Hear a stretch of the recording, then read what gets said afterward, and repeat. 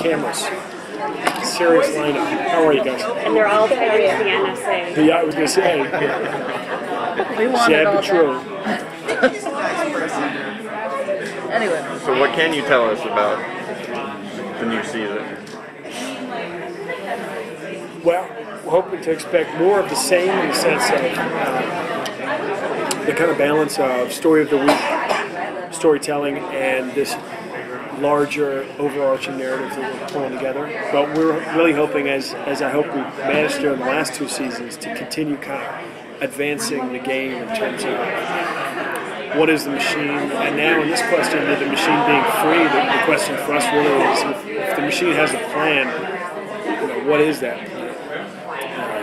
And what does that mean for all of our characters? Now that Sam and today was announced the character Root will be around for a lot more. How do you plan on incorporating those two new characters in on a regular basis while maintaining Carter and Cusco and Reese? It's what you call a good problem to have. Yeah. To work with such a great group of actors. We said from the beginning of the show that we wanted to continue kind of picking people up along the way. That certain numbers of the week and both Shaw and Root were persons of interest on one episode or another when they came into our universe. Shaw gives us the ability to bring in a bit of a foil for Reese, someone who has the same skill set, but maybe an even sort of more challenging rule book than Reese's. But also she's our connection to the relevant world, the organization hidden within the U.S. government that's siphoning this information and then using it to prevent terrorist acts against national security. Root is a character we were long fascinated by because she's really in almost every way the biggest advocate for the machine, even more so than Finch.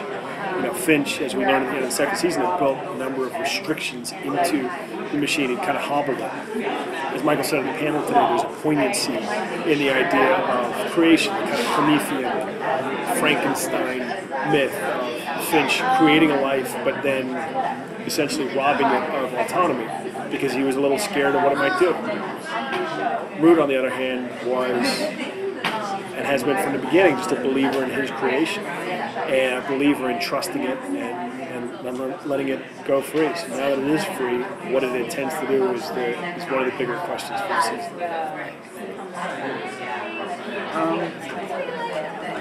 Any other recurring characters that we should expect to see next season? Well, we've been so incredibly fortunate to work with such an incredible group of guest stars and recurring characters. We're very, very much hoping to see H. Turco, Cullen, Leon, and the list kind of goes on and on. I love the Paige Turco character. Yeah, she's great. She's great fun, and Paige is just tailor-made for that role. She has so much fun doing it, so we'll hope to get her out very soon. Are we going to learn more about Sarah's character with flashbacks and stuff like that? Is that going to be going forward? I sure hope so. It's one of the fun things about the show, and it's one of the things I liked about Lost, was it had the ability to drop you, kind of airmail you back into a different moment in a character's life. So you can explore who these characters, are and who they were. Potentially who they will be. What can you tell us about Carter? What's going on with Carter? Carter's in kind of an interesting predicament. We've often referred to Carter as the moral center of the show. The person who had the truest sense of good versus evil, and probably the least compromised of our characters. Although we have secrets there left to reveal with Carter, who she is, and her story along the way. But this decision that she's made to kind of impossible situation. And it's, as a writer, it's this sort of sadistic part where you want to take good characters and put them in impossible situations. So we tried to put her in an impossible situation last season where she was the only person in a position able to save someone who in the previous season who kidnapped her son and threatened her life, and in fact had actually tried to kill her.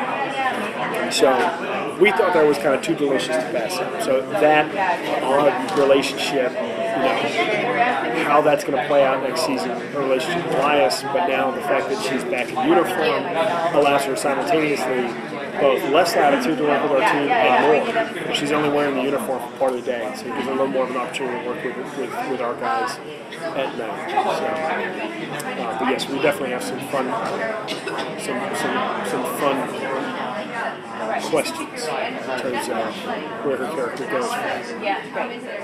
Where will Finch kind of be, what kind of state of mind will Finch be in when we see him next, as far as, the machine wasn't where he thought it was going to be, and, kind of his baby?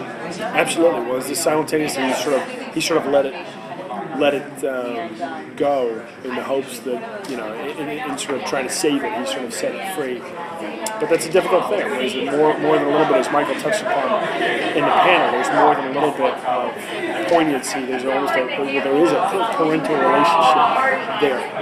As Rue said to him over and again, he created a life, and on some level, his sort of cryptic answer from episode 201 implied that yes, he created a life, but then he turned it back into a machine. Now that's not the case anymore. So what form of life the machine becomes, I think, is a fun question we're looking forward to exploring. But yeah, I think he's going to be shouldering some anxiety over what has become his creation and some trepidation over what it might be. And there's a reason why he kind of hobbled it in the first place. He must have worried that something, that the capacity for something to go wrong might be in there somewhere. Thanks, Thanks, guys. Thank you. Good to see you.